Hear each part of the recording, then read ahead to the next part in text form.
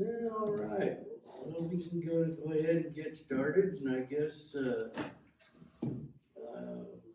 for those of you guys that can't make it, sorry, but we're here. Anyways, and I guess we know everybody, and, and I put a little introduction for myself, but I'm Chad, and I'm going through the LPA program. And then this Bible study is gonna be a 4-week study on the book of Job. And of course, I couldn't find all of them, but my resources were the NIV study Bible, the King James Bible, and then I have Every Man's Bible, and then the Spark Bible. And the Spark Bible, it's the kids' Bible that they give out here at the church. It comes up with the most interesting questions, and it is so neat to read, and then Pastor Ben, of course, he's the one that's been helping me a lot. When I first approached Pastor Ben and I wanted to, I want to conduct a Bible study, and I was on enterthebible.org and going through things, and I was going through the wisdom books, and this is kind of neat. I'd like to do a Bible study, and Pastor Ben suggested I do a Bible study on the book of Job, and so I'm okay, and I read through it, and then I read through it again in a different Bible, and okay, and I get the gist of it. Then Pastor Ben hands me he had a commentary about Job.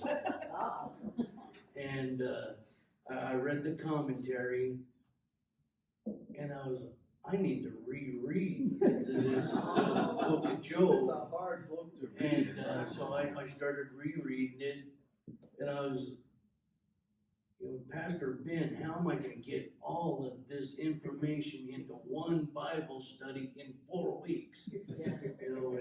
And he's pick one theme and just run with that theme. And so that's pretty much what we're going to be doing today. The author of this book is not known. We don't know who wrote it. It was more than likely an Israelite, based on the way they use Yahweh for God. And I got that out of my study Bible. And the exact date it was written is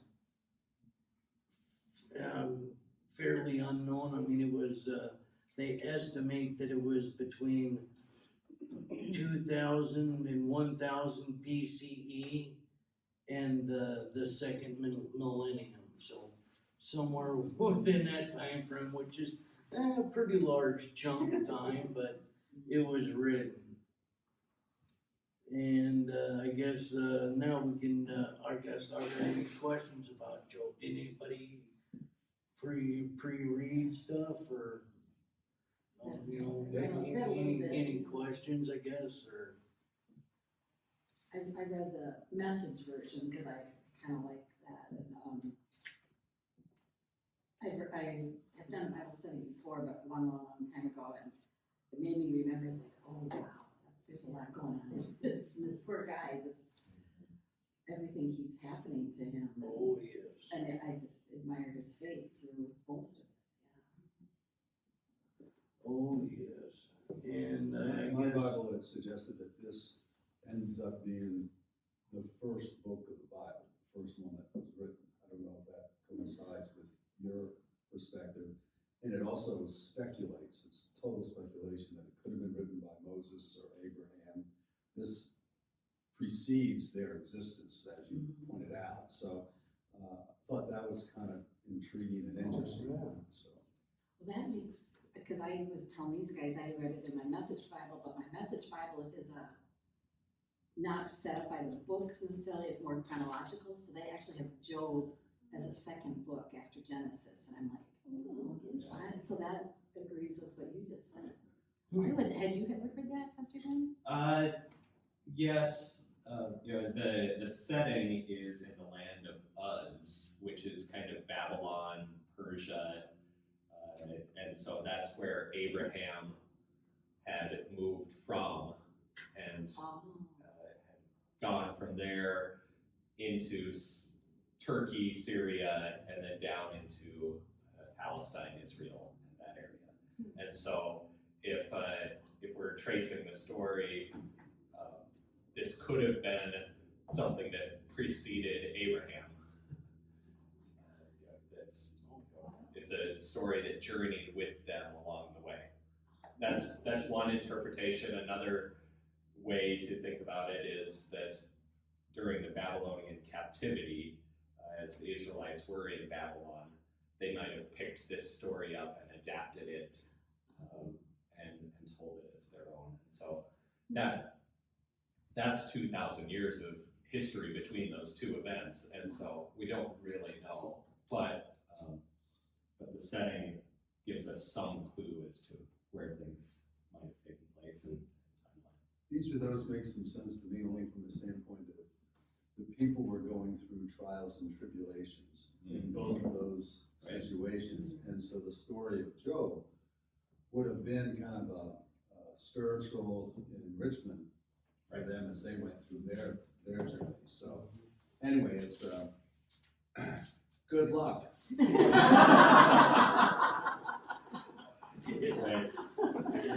Okay, and I guess, well, we just kind of jump on in, I guess, and because I'm sure we got enough for everybody here to read, but if somebody wants to start reading and read Job 1, verses 1 through 8. I can give it a shot. Okay. There was a man in the land of Uz, I think. whose name was Job, and that man was blameless, upright, fearing God, and turning away from evil. 7 sons and 3 daughters were born to him. His possessions also were 7,000 sheep, 3,000 camels, 500 yoke of oxen, 500 female donkeys, and very many servants. And that man was the greatest of all the men of the East. His sons used to go and hold a feast in the house of each one on his day, and they would send and invite their 3 sisters to eat and drink with them. When the days of feasting had completed their cycle, Job would send and consecrate them, rising up early in the morning and offering burnt offerings according to the number of them all. For Job said, "Perhaps my sons have sinned and cursed God in their hearts." This Job did continually. Now there was a day when the sons of God came to present themselves before the Lord, and Satan also came among them. The Lord said to Satan, "From where do you come?" Then Satan answered the Lord and said, "From roaming about on the earth and walking around on it." The Lord said to Satan, "Have you considered my servant Job? For there is no one like him on the earth, a blameless and upright man, fearing God and turning away from evil." Okay, and the reason why I kind of wanted to stop there, and I guess, because to know everybody that was introduced so far. I mean, Job is a wealthy, respected man of God, and and I put God as God and does not need an introduction, but the Satan is not the being Satan, but it's Satan, which is short for Husatan, which means accuser in Hebrew. And so we're not actually, because I asked Pastor Benna, why is the devil in heaven? And then we kind of, it's not Satan, but Satan, for Husatan. But is he a representative of Satan?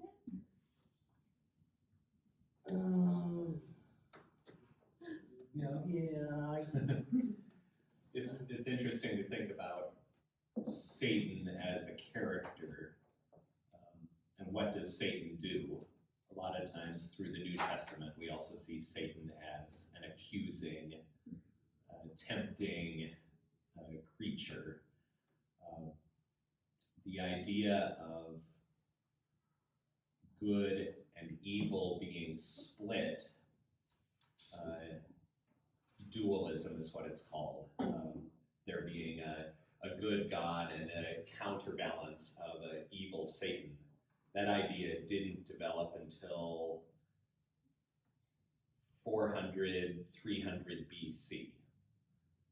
Prior to that, when much of the Old Testament is written, God is the God of all things. God is in control of good and evil, and if something bad happens, it's by God's hand. If something good happens, it's by God's hand. And much of how they thought of God prior to that 300s time period was thinking of a heavenly courtroom where God sits on a throne and makes his commands, and then things happen. It said Satan was under his power. Right, yep. If God created all things, then God's in charge of all things, and God makes everything happen. And that's the framework that Job works under. I'm with you. That's new. That's new news. And then, and I guess, cause I didn't know, if we're gonna be able to make everything go through the way that I want, because there's 42 chapters in the book of Job, and to do that in 4 weeks, we're doing 1 through 14 this week, 14 through 28 next week, and so we're just gonna be plugging along, but Job's first test is is in Job 1, verses 13 through 19. And Job loses his wealth. He lost his oxen, donkeys, sheep, and camels. He also loses his 10 children, 7 sons and 3 daughters. And, and as a dad, that would just devastate me. And I guess now if we want to read Job 1, verses 20 through 22.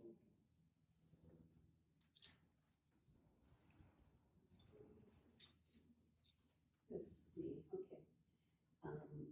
Job stood up and tore his robe in grief. Then he shaved his head and fell to the ground before God.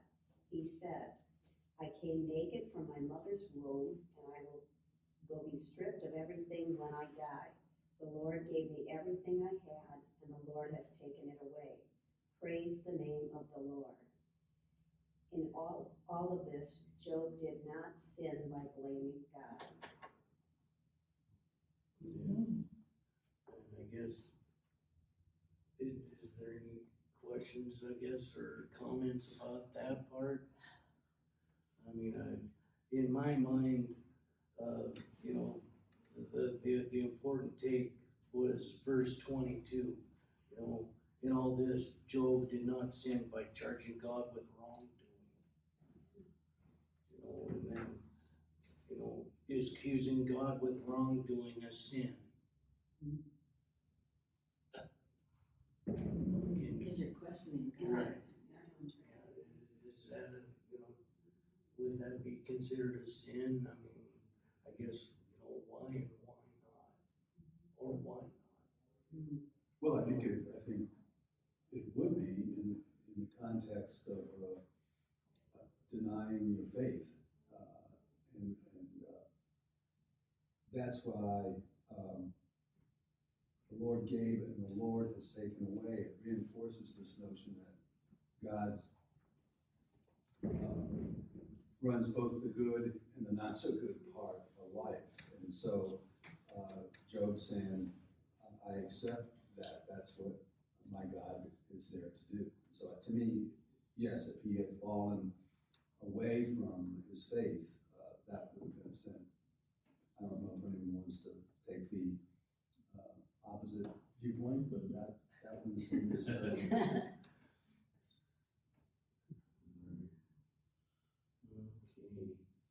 Okay, and then Job's second test, which we'll read about, is Job, chapter 2, verse 7, was his second test.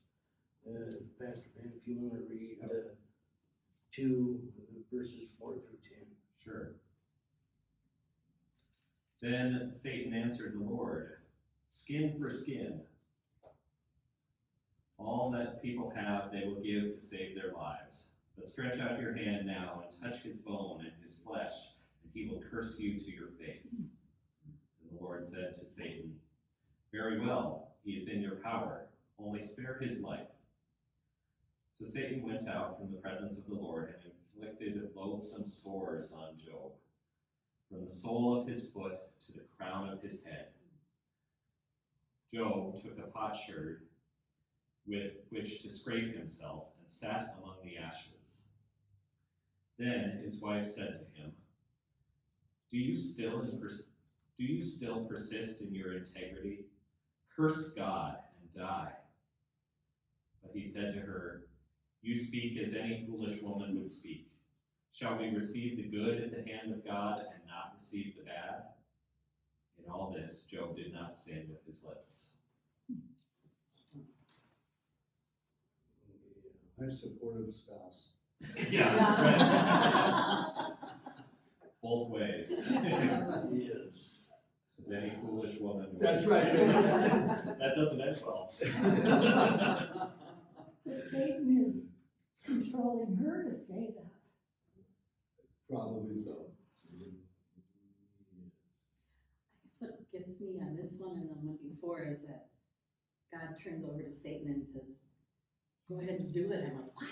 God, don't Yeah. do that. But spare his life. Well, like I said, I didn't grasp this notion that God was in charge of both good and evil. And so in all those instances, it really reinforces that learning, at least of how the beliefs were at that point in time. Very interesting. God must have had a lot of faith in Job. I think Right. so. There Yes. you go,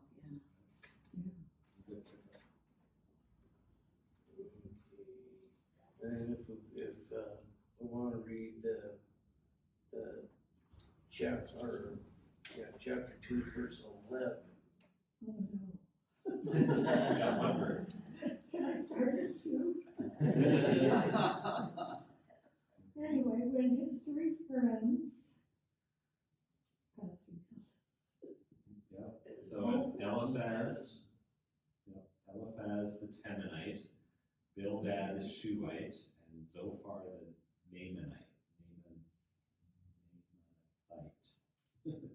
heard about all the troubles that had come upon him, they set out from their homes and met together by agreement to go and sympathize with him and comfort him. When they saw him from a distance, they could hardly recognize him. They began to weep aloud, and they tore their robes and sprinkled dust on their heads. Then they sat on the ground with him for 7 days and 7 nights. No one said a word to him, because they saw how great his suffering was. Okay. And then the three friends, Eliphaz, Bildad, and Zophar, Temanite, Shuhite, and Naamathite are not titles, but they are the regions from where they came. And I could not find a map on that, but I'm sure there were, from around, close to where Job was. The suburbs, huh?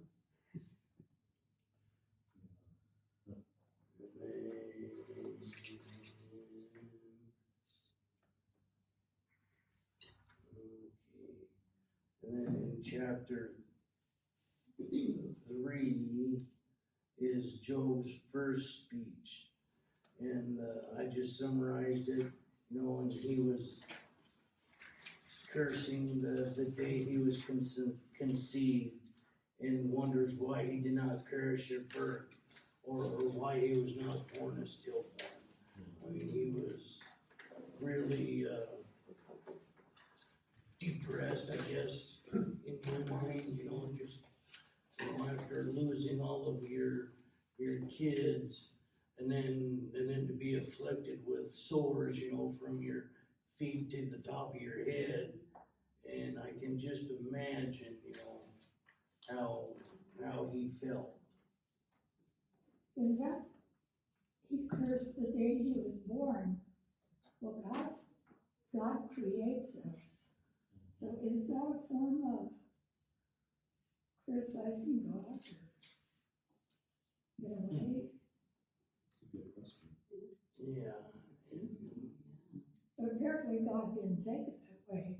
So, Yeah.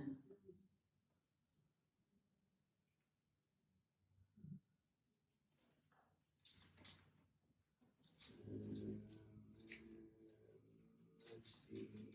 And then I kinda skipped ahead to, chapters, 4 and 5. And, you know, Eliphaz, this is Eliphaz's first reply to Job when Job was, you know, I wish I was, you know, wasn't born. I wish I was, you know, not born at all or stillborn or not even a thought in my dad's eye and not conceived. I guess if we want to read chapter 4, verses 5 through 8. But now it has come to you, and you are impatient. It touches you, and you are dismayed. It's not your fear of God, your confidence, and the integrity of your ways, your hope.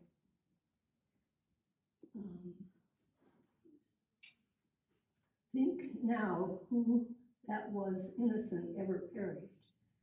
Where were the upright cut off? As I have seen, those who plow iniquity and sow trouble reap the same. That's where, that's it.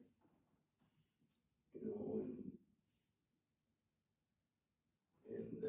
and Eliphaz, you know, starts, you know, he was reminding Job of all the good things he has done, you know, earlier, you know, in chapter 4, you know, you've supported those who stumble, you have strengthened faltering knees.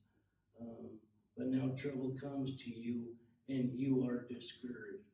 It strikes you and you are dismayed. You know, and he then starts to blame Job of some sin that he did.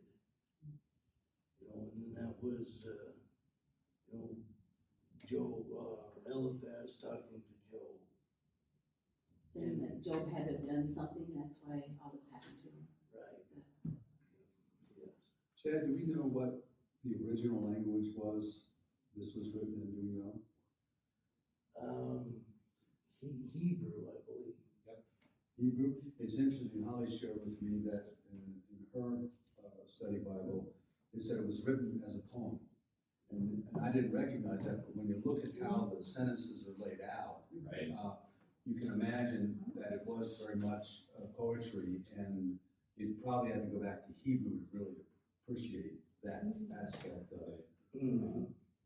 Yeah. Yes, in fact, we'll even kind of cover that poem part later on in the week, because in my Bible study, I mean, it did say at the beginning that it was a poem, but even halfway through, there was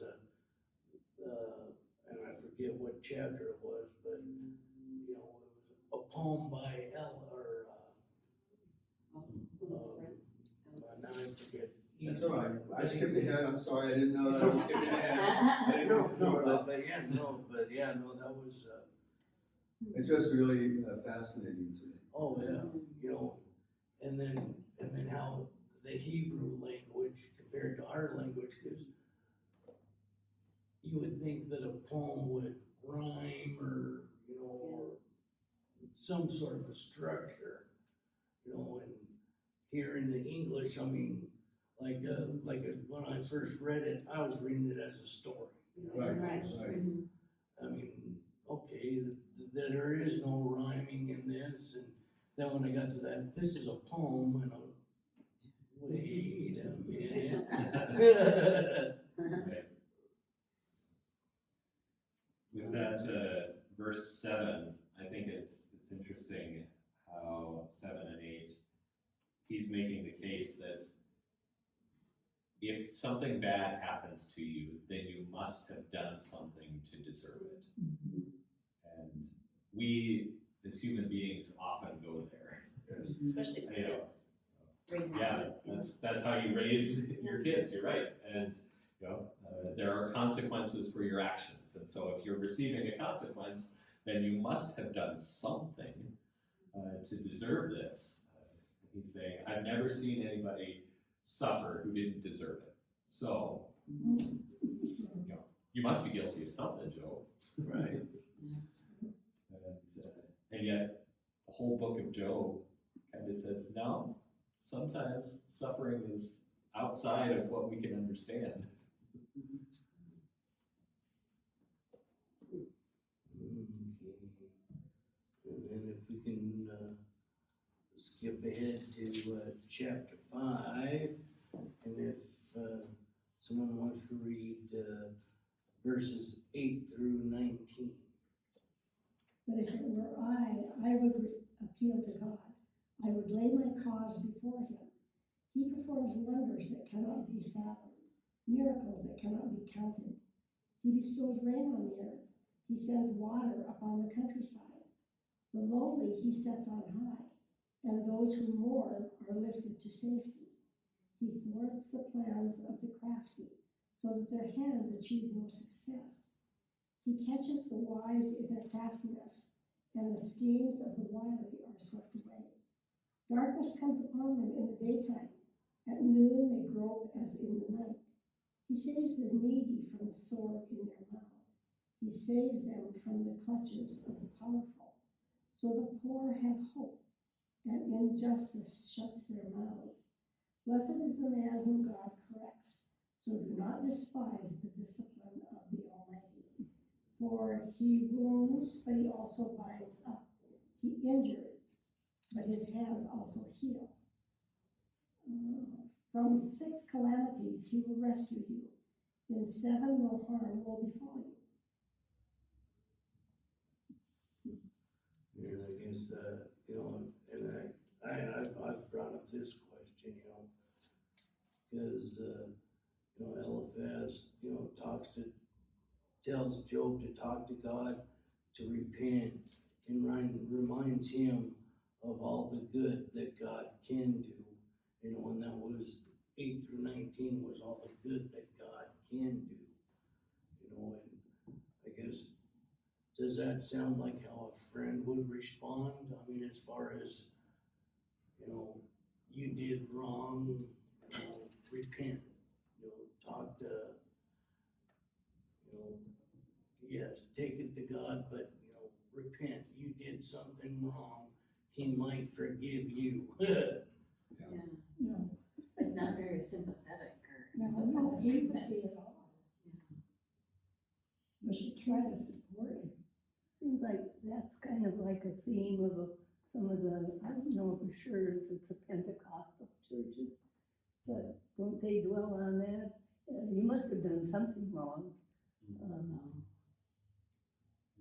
to have this happen. Forgiveness is a little difficult. Just outright forgiveness is a little difficult for them. Maybe I'm picking on the wrong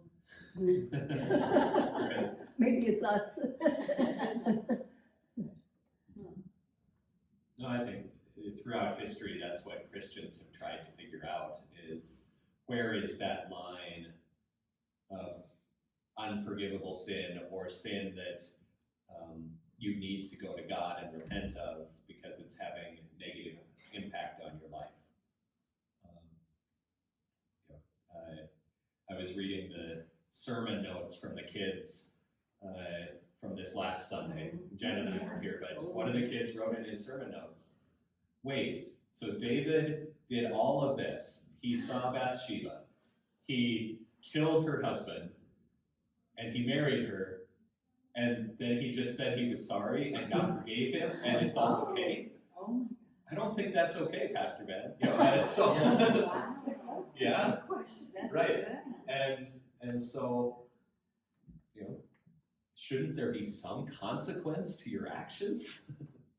And You just made king instead. right, right, yeah. He did lose Absalom, right? Well, Then that doesn't count. it was actually a different. The firstborn died like shortly after birth, and then Absalom was killed later. But that's Absalom's a whole different character. He did a lot of Yeah, he was his father's son. rebelled against his father and tried to take the throne. So, I have a little different take on, was this the act of a friend? The friend wrongly assumed that Job had done something wrong, but like many of us, he was saying, ask for forgiveness and repent of your sins, which is something that we hear repeatedly through the Bible and even into the New Testament, which is about finding forgiveness. So sometimes even at church. Sometimes even in church, and so it seems to me like it wasn't so much that it wasn't an act of friendship, but that the friend assumed something that was in his faith wheelhouse of you did something wrong and you need to tell God you're sorry. I thought that was still an act of a friend. He was looking for a solution. Right, and you shouldn't have to suffer like this. Talk to God, tell him you're sorry. But he started with the wrong assumption.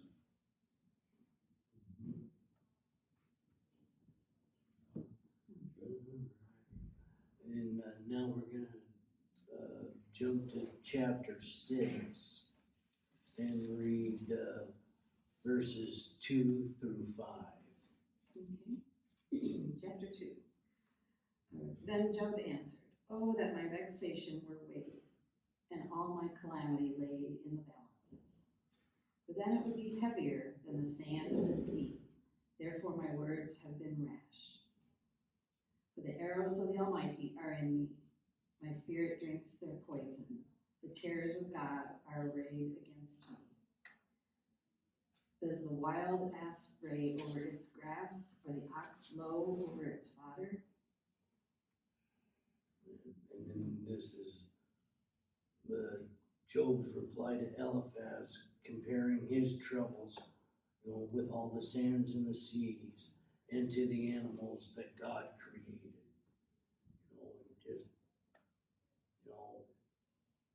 And there, I guess, in my mind, there's a lot of sand in the sea, and I'm just, if you could compare, yes, he lost his children, he lost, all of his wealth, and, and it was implied that his wife left him, and just goes on and on, that, he is, at the very bottom, as low as you can get, but yet there's still a lot more sand, I'm thinking, This is where we get the statement, the patience of Job.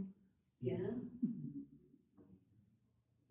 used to be a common statement. Yeah. Yeah, yeah, Right. yeah, you don't hear it too much. Okay.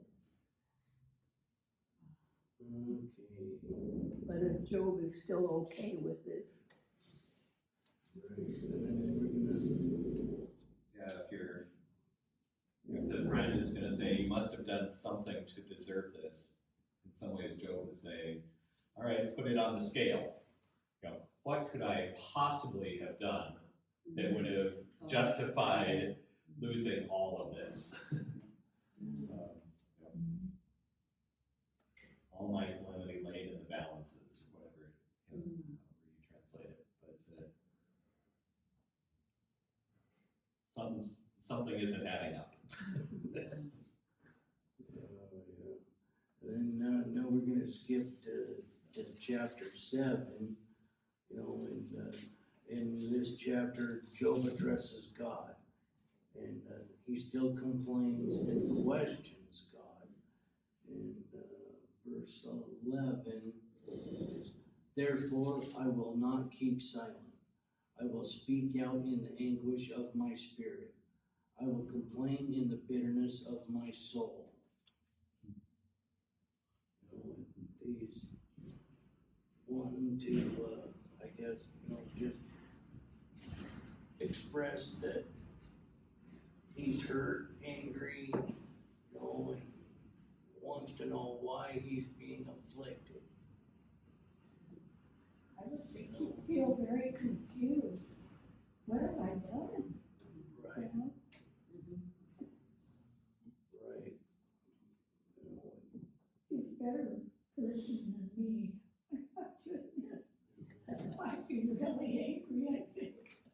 you know, and Do we ever find out what he's done? actually, further down the road. Keep Further us down in the road. suspense. Yeah, exactly. Maybe that's part of the poem part, you know, it just keeps you enough just to, okay, what's the next chapter, what's the next? I keep envisioning it as, like you said, if a movie's coming out, like how would be acted out. That would be pretty interesting. Oh, yeah. So basically Job is saying that he's totally blameless. I mean, he doesn't understand that he's sinned at all along the way. My sense is that he's at least saying that the crime, or his crimes couldn't possibly fit the punishment. Magnitude. Yeah, that I may have done a few small things wrong, but there's no way that killing my whole family and taking everything from me lines up to, as punishment for what I've done.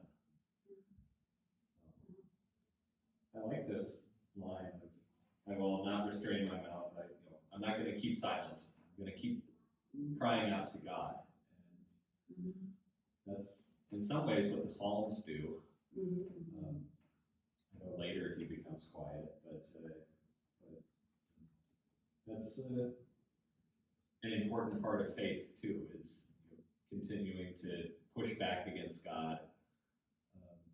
Say, why is this happening? And continue that conversation, not just perhaps our Scandinavian piety a lot of times just says, well, grin and bear it, and yet Job gives us a different way to think about that. It's okay to be in conversation with God about our suffering. Then we hear, God is a loving God. And then hear all this going on. Right? Look at the Old Testament. Yeah. How do you make sense of a loving God and yet bad things happen? Yeah, Right. yeah. How do we- Then we skip into chapter 8, and this is Bildad, and he addresses Job and accuses him of doing evil, and then reminds Job of all the good things that God can do. And I would, read chapter 8, verses 20 through 22. Okay. Those who hate you will be clothed with shame, and the tent of the wicked will be no longer.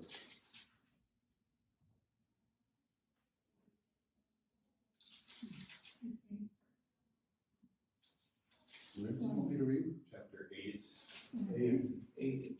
Chapter 8, verses 20. Oh, Through I started 22. at 22. Sorry, my fault. Lo, God will not reject a man of integrity, nor will he support the evildoers. He will yet fill your mouth with laughter and your lips with shouting. Those who hate you will be clothed with shame, and the tent of the wicked will be no longer. So that's Bildad being a friend. Right, that's Bildad talking to Job, basically that was, it wasn't, and I didn't, I guess, put down, that where he accuses him of evil. But it's all, reminding Job of all the good things that God can do.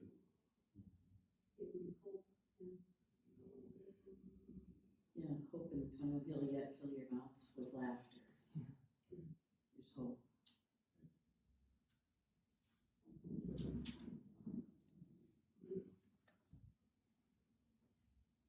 And then, chapter 9 is, Job addressing Bildad. And he agrees with all the things that Bildad is saying, but Job maintains his innocence.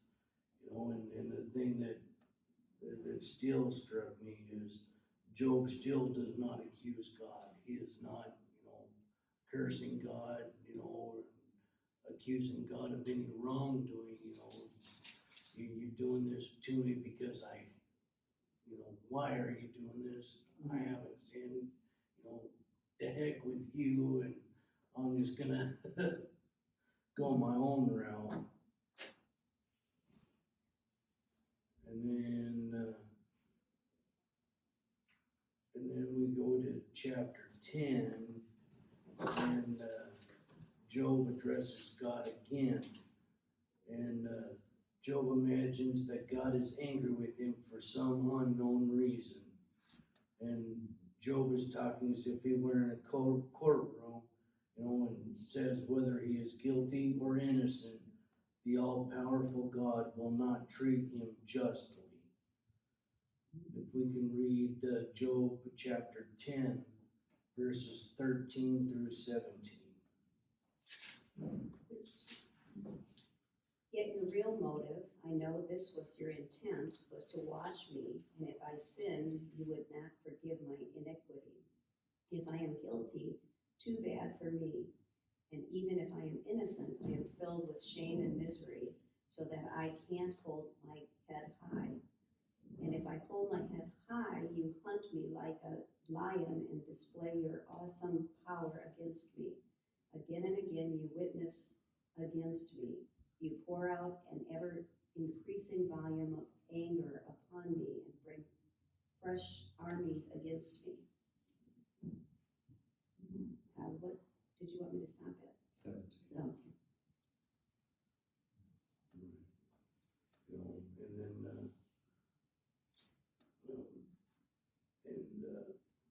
The question is, does God always treat humans justly? I think the answer here is no. Tough question. In the context of what did Job's 7 sons and 3 daughters do? And they perished. There's no evidence that that was just, but it was just God saying, I can do that because I want to test Job. That's one interpretation.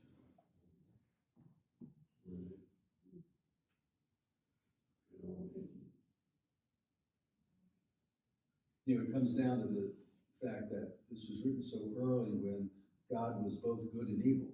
He controlled both good and evil. And that's different than how we think of it today. At least that's how different than how I think of it today. That the evil in the world is from Satan, not of God. So things would be very, very different if this version of God was the version we accepted. Do you think Job looked at it like that? Thinking God could have controlled Satan if he wanted? I don't know. Job repeatedly says, God gave me wonderful things and God has taken them away. And that is God's right. So yes, I think he probably was in that frame of mind, the same as whoever wrote this, was that he loved God, he feared God, he trusted God, and he also understood that God was in charge of both good and evil. And so that's what I think, which doesn't, I like to tell Holly what I think is absolute fact. It doesn't always pan out quite that way. So that's my thought.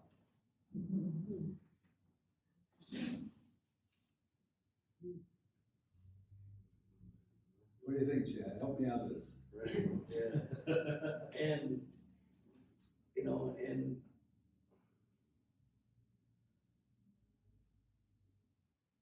I wanna say, you know, yes and no. I mean, That's a good Lutheran answer, by the way. right, yeah. It's kinda in the middle, you know, it's, but, you know, So why is Job so patient on this? What belief is allowing him to not turn against God if he doesn't believe that God's in charge of both good and evil? yeah, you know, and that I mean, he's got such a tremendous amount of faith in God that, you know, 'cause, you know, and I mean, I do have a strong faith in God, you know, and you know, and I can only relate, you know, to myself, but, you know, at the same time, I was guilty as all heck as being a selfish person, you know, but when Stacy passed away, you know, and I was, you know, I guess not asking God why, you know, I mean, I did ask him why, but I was, you know, like I said, I just wanted to be selfish. I wanted her to, you know, to be with me now, you know, to be with me still. And I was reading in, Stacy had a devotional that she read every day. I mean, she woke up and she read the out of her devotional.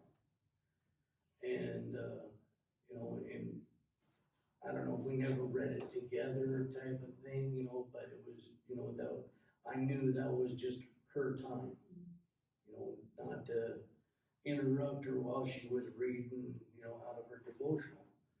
And so I started reading it after she passed away. And I forget what day it was, but in that devotional it was saying, you know, basically take everything to God, you know, and your troubles will be lifted away. And I sit there and I thanked God, you know, for taking Stacy, just because I knew she was hurting so bad. I mean, she was, you know, I can kind of relate, you know, with my arthritis, but she was, her pain was 10 times more than mine. And yet she always had a smile. She always, you know, walk, she'd do stuff. You know, her goal was to make me and everybody else smile and be happy. Thank you for sharing. That's a beautiful story. And- What a stimulus it was to your faith that you then picked up her devotional readings. So that's incredible, Chad. That's wonderful. You know, but when I asked God, when I thanked him taking her and, you know, easing her pain. It was 100-pound weight was lifted off of my chest and my shoulders, you know, and I was just, I couldn't believe it. You know, I was just, wow. You know, and like I said, I mean, I'm comparing, you know, I can only compare Joe, you know, in his trials, you know, through the stuff that I've been through. And, you know, and like I said, well, you know, when he took, you know, the kids and stuff away, I was, okay, I'm getting it. But, Thank you for sharing that. yeah. And then, chapter 11 is Job's friend Zophar. And, he is claiming that Job's sins have caused his troubles. And, Zophar's failure to put himself in Job's place before condemning him is showing a lack of compassion. And if you want to read Job chapter 11, verses 13 through 20. Sure. Zophar says, if you direct your heart rightly, you will stretch out your hands toward him. If iniquity is in your hand, put it far away, and do not let wickedness reside in your tents. Surely then you will lift up your face without blemish. You will be secure and will not fear. You will forget your misery. You will remember it as waters that have passed away. And your life will be brighter than the noonday. Its darkness will be like the morning. And you will have confidence because there is hope. You will be protected and take rest in your safety. You will lie down, and no one will make you afraid. Many will entreat your favor, but the eyes of the wicked will fail. All way of escape will be lost to them, and their hope is to breathe their last.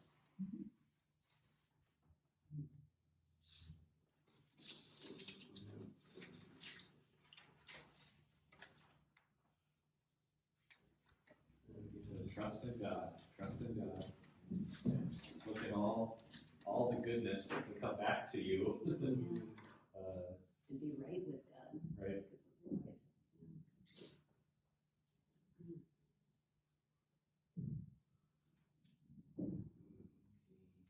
And then in chapter 12, Job is replying to Zophar. You know, when Job is saying that he is just as smart as Zophar and that Zophar has said nothing new. Job says to ask the animals and the earth to learn the truth. If you want to read chapter 12, verses 7 through 12. But ask the animals, and they will teach you, or the birds of the air, and they will teach you, or speak to the earth, and it will teach you, or let the fish of the sea inform you. Which of all these does not know that the hand of the Lord has done this? In his hand is the life of every creature, and the breath of all mankind. Does not the ear test words as the tongue tastes food? Is not wisdom found among the aged? Does not long life bring understanding?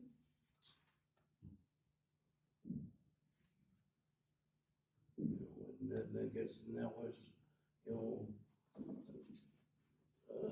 Job talking to Zophar, you know, and that was, you know, asking the animals in the earth to learn the truth, you know, because, you know, God created everything, gave us breath, you know, and created all the animals and therefore the fish of the sea and whatnot. And then in chapter 13,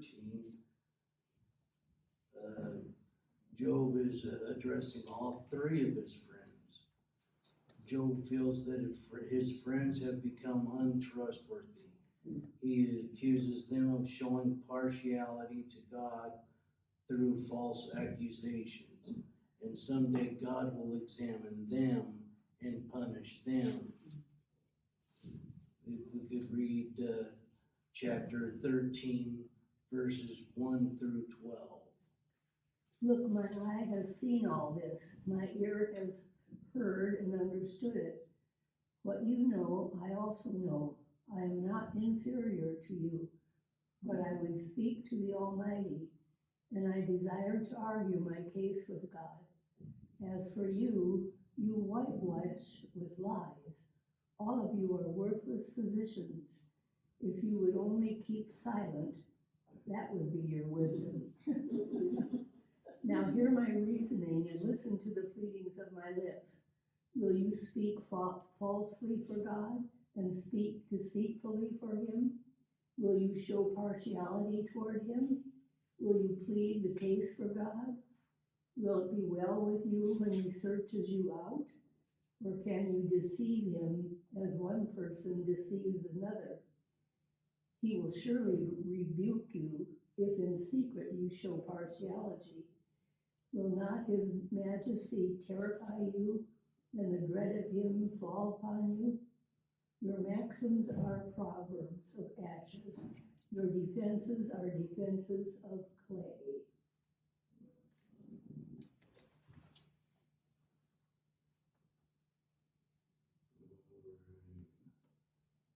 If you would only keep silent, that would be your wisdom. Kind of telling them off. Yeah. It is, yes. Okay, and then further on in chapter 13, Job is asking his friends to remain silent as he speaks. He is speaking to his friends, but asks questions to God. If we want to read verses 13 through 22. Keep silent and let me speak. Then let come to me what may. Why do I put myself in jeopardy and take my life in my hands? Though he slay me, yet will I hope in him. I will surely defend my ways to his face. Indeed, this will turn out for my deliverance, for no godless man would dare come before him. Listen carefully to my words. Let your ears take in what I say. Now that I have prepared my case, I know I will be vindicated. Can anyone bring charges against me? If so, I will be silent and die. Only grant me these two things, O God, and then I will not hide from you. Withdraw my hand far from me, and stop frightening me with your terrors. Then summon me, and I will answer, or let me speak, and you reply. And I guess I didn't go far enough, but some of the questions that he was asking God, but he's still talking to his friends. How many wrongs and sins have I committed? Why do you hide your face and consider me your enemy? Will you torment a wind-blown leaf? Will you chase after dry chaff? He's asking these questions. He's addressing all of his friends, but yet, these are questions to God. And then in chapter 14, go ahead. He's also kind of saying to those friends that those without sin cast the first stone, are you so innocent? And your turn to be questioned is coming, and how will you do it when that comes? That's pretty true. Right.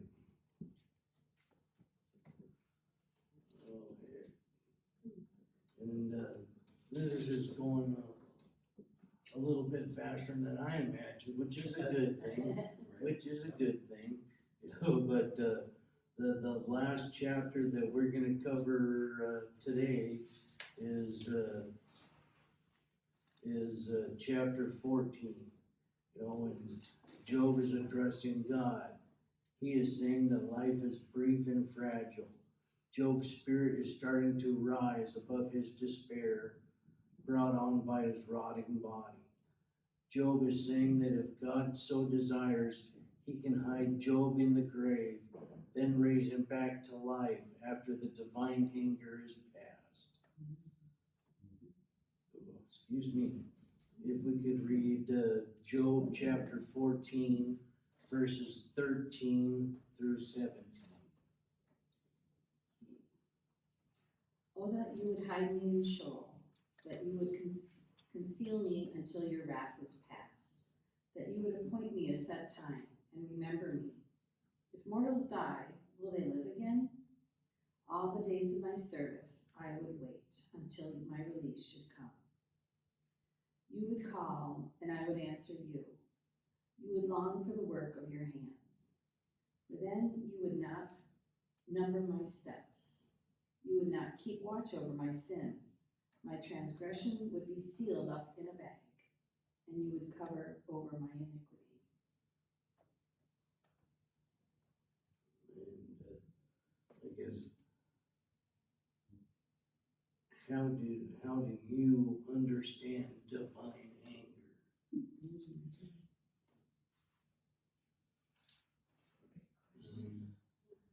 That is a very good question, and to me, I guess, you know, divine anger is, you know, I want to say pushing us to our limits. You know, I mean, at the same time, and I don't know where it comes from, but you know, always, God will not give you more than you can handle. You know, but yet at the same time, He's pushing us further, you know, further and further, I guess, just to cause us to expand, you know, and to read, you know, do certain things. And like for instance, for me, I mean, I got involved in the church, you know, and then, and I was doing stuff, you know, within the church. And then when Stacy came along, you know, I brought her into the church with me. And then, well, after she passed, you know, and I was, you know, talking with Pastor Ben, you know, I don't know if this is a good thing or a bad thing, you know, but I don't want to say I'm replacing Stacy with the church, but I'm definitely doing a lot more than I had done before. You know, when I asked about, you know, becoming an LPA, you know, going into this LPA program, you know, and mainly just for my own knowledge, you know, and according if you ask John Hanson and Dave Rye, you know, they're both LPAs, you know, and if you ask them, you know, why did you become an LPA, you know, and just like me, they wanted to learn more, you know, and so I was like, that's not what I wanted to hear. I wanted to hear you wanted to become an LPA because, you know, you liked serving, you know, and going to church, you know, where, you know, they're here typically one Sunday a month, you know, and then they're out at different churches conducting sermons. And I was like, I don't want to be like that. I just want to, you know, do I have to go out and do all this stuff? You know, you know, but Pastor Ben was, you know, no, you don't have to, and I was like, oh, okay, but like I said, you ask them, you know, why they went through the program, and it's the same reason that I'm, you know, that I'm going through, you know, but I guess, you know, like I said, since Stacy had passed away, I'm putting myself more than I did before into the church. Well, it's giving you a lot of meaning and a lot of purpose. Right. And look at how your story affected all of us. Yeah, yeah. So I mean, that's really good, because there's many people that need to hear your story out in the world. Mhm. You know, The study of Job is raising a question that perhaps it should wait until our fourth session, I don't know, but when is this notion, if ever, that God controls all the good and the bad, change to, there's a evil presence called Satan. Satan tempts Jesus. So, I mean, in the Old Testament, you can see God doing both good and evil throughout, I think, all of the Old Testament. But in the New Testament, Jesus arrives, and suddenly he has this counterpart. Is that when this notion that it's not God who is controlling evil in the world, it's some other force of evil? Is that when that happens, kind of with the birth of Jesus? So that notion actually came through Greek philosophy, and Aristotle, Plato start introducing some of that, along with some of the Persian theologies of the day. It's introduced, and we get some notions of it in the New Testament, but Jewish theology still maintains to this day that evil is subservient to God. That if anything evil happens, God has, at least on some level, permitted it. Like, the devil doesn't have free reign. Instead, the devil, like in Job, has to ask permission. And so you see, if you take that framework, you then read the New Testament in a whole different light of Jesus' death and crucifixion. Depending on the author, some of the New Testament writers lean more heavily that this is permitted, allowed by God. And other writers kind of say, we don't really know, that's, evil, the devil was at work in Judas, and so, it's not That makes until, sense to me, though. I mean, Jesus asked God to remove the cup. Yep. And God's, Right. but he also said, but if not, I know I will go and do what you ask of me. So, I'm blaming this all on Chad. It's getting much more complicated than I thought, Chad. Right. The ideas of heaven, hell, and good and evil, and that cosmic battle continue to expand from that 300 BC, really through the Middle Ages. As I've been talking about in my class, Dante's Inferno and notions of little devils that are always on our shoulders, tempting us and stuff like that. That's much later Catholic theology that takes some of these ideas and then expands them. And so where we're at today, where if anything bad happens to me, well, that's evil, and anything good happens to me, that's God. That's not really reflected in the Bible, but is later theological development that, in my estimation, the pendulum has swung a little too far. If I don't get the parking space I want, that's the devil afflicting me. No, let's take evil seriously, but let's also, And we can harken back to your Bible study on Revelation, that ultimately God defeats Satan and his armies. Right. And so that's pretty consistent with this notion that God's still in charge.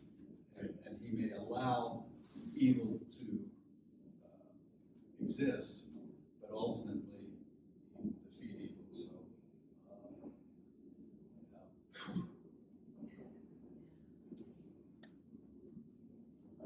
So what do you guys think God gets angry about? What do we think God gets angry about today? Yeah? If we think about divine anger, Injustice,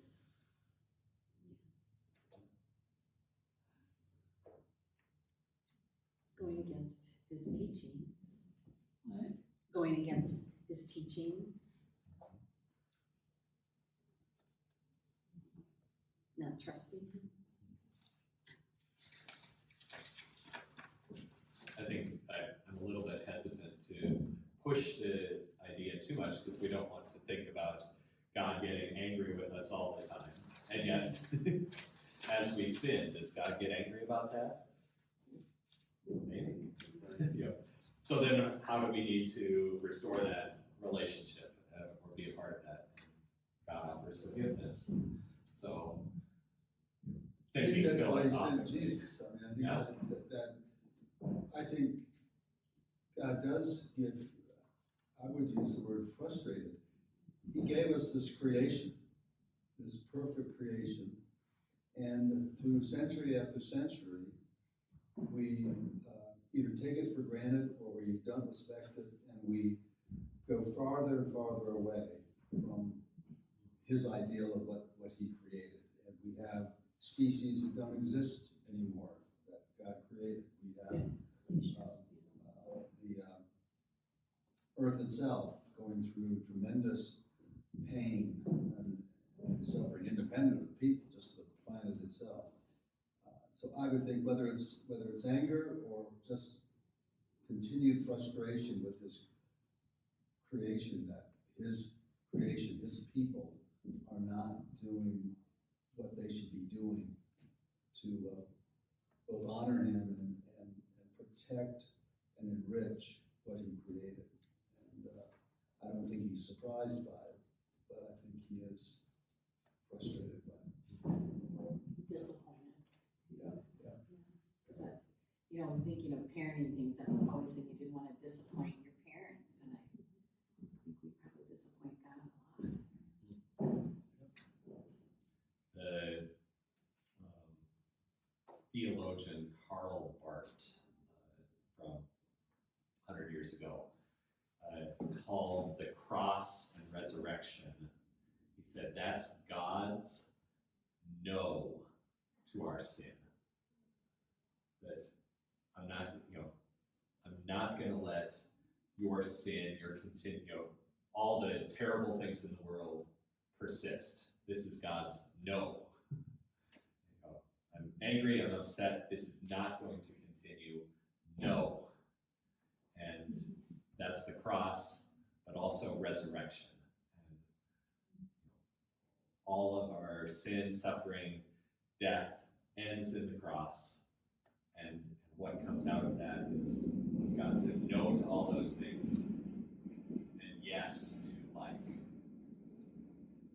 And so that's one way that God's anger has been interpreted in light of even World War II and the Holocaust. Mark was saying, the cross is God saying no to all of this evil and showing us his yes is to life.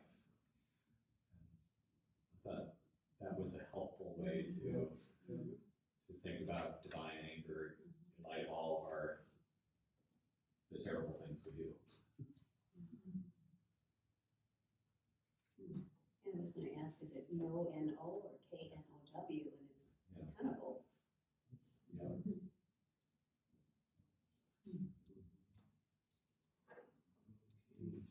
And I guess I was on enterthebible.org, and there was a commentary written by, I don't know if you say Dr. Reverend Alfie Wines, you know, but anyways, Reverend Alfie Wines. And she wrote this incredible segment on the book of Job. And I included, you know, and I sit there and I had it at the very end, you know, for the 4th week.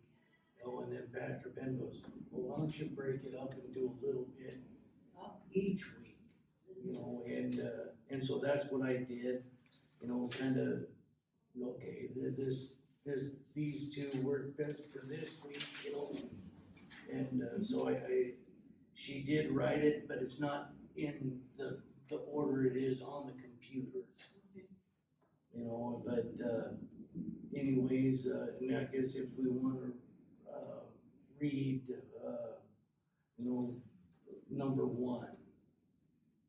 I don't even remember where we left off. How do we pronounce that? Theos. Yes. Do you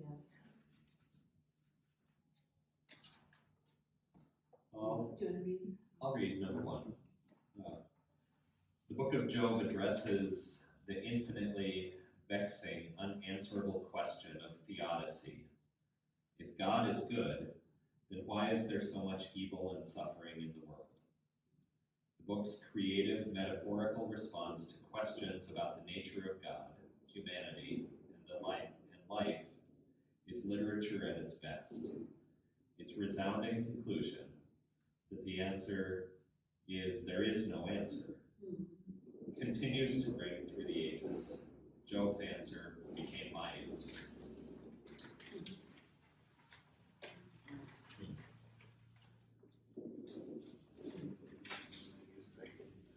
I'll read number 2.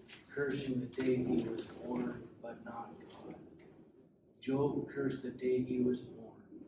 He wished he had not been born, and he longed for a reversal of creation. Job did everything but curse God. With all of his venting, Job came close, stepping on the precipice of cursing God, but he never crossed it. I can imagine the Satan on the sidelines, wishing and hoping Job would take that eventful step. One more step, and the Satan would have won. Neither Job nor the biblical writers wanted to cross that precipice. Job taught me that God can handle my fears, my questions, my doubts, so I need not be afraid to express them.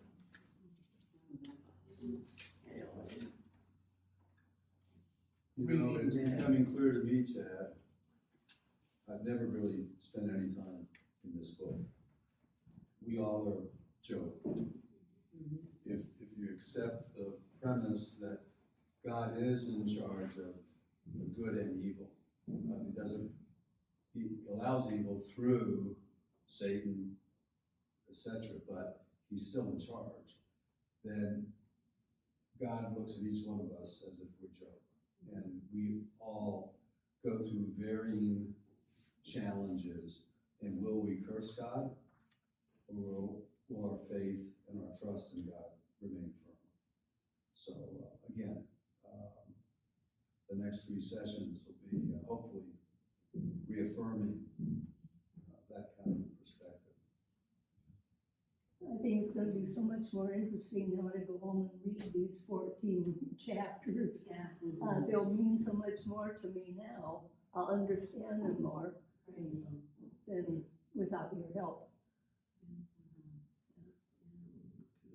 They'll make sense, maybe. Right. Maybe. Correct. Yeah, as I was listening today, the question that popped up for me is, I think with Job and with all of his friends, I wrote down, when all of our theology no longer makes sense, can we still trust God? Because that's what they're doing, is That's a heavy question. they're doing their theology as they understand it. you must have done something, Job. God wouldn't do this to you if you didn't do something. And Job's probably living in those same waters and saying, well, I didn't do anything, yet it still happened. So their whole understanding of God no longer makes sense. Can they still trust God? And what Job invites, I think, ultimately is God is beyond your understanding.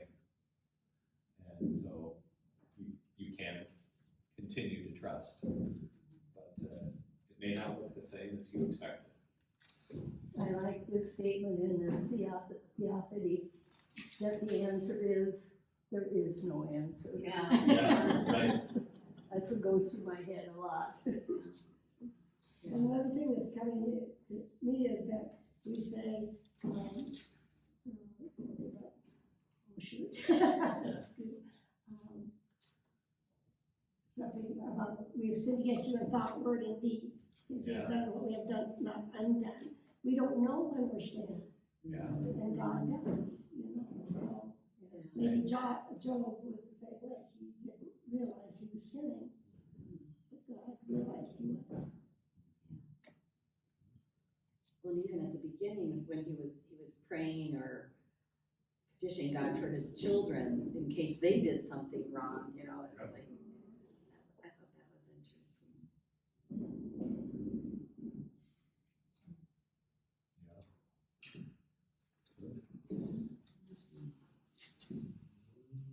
Very interesting. Well, is there anything that we need to, anybody we need to pray for? And I put, so far I got Lori Maxwell. You know, because her grandson's funeral is tomorrow.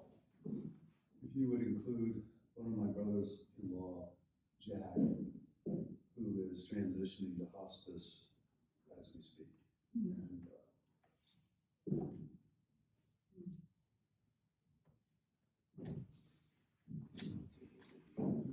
Your brother? brother-in-law, my sister's husband. And you can just say Jack, you don't have to go through the family genealogy, just Jack, he's a good man. And, We just got the email as we were this walking morning, in church. Oh, so, you know, this lesson, Chad, has been right in our hearts as we think about ourselves and we think about Jack. So,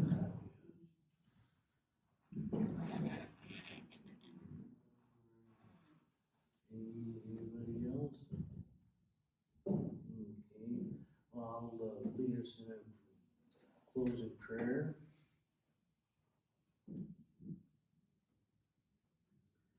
Dear God, we appreciate this time for all of us to be together and to learn about Job and his tribulations. Thank you for being with us in sharing our words and your words as we get to know them better. We pray for Lori Maxwell and with the tragic death of her grandson Andre, keep them, Lori and her family, keep them wrapped in your arms and just be with them and surround them and let them know that they are not alone. Also be with Jack, Bob's brother-in-law, as he goes into hospice. Let him, you know, feel your warmth and compassion as he goes through these troubling times. And as we, and then teach us as we all pray the Lord's Prayer. Our Father, who art in heaven, hallowed be thy name. Thy kingdom come, thy will be done, on earth as it is in heaven. Give us this day our daily bread, and forgive us our trespasses, as we forgive those who trespass against us. And lead us not into temptation,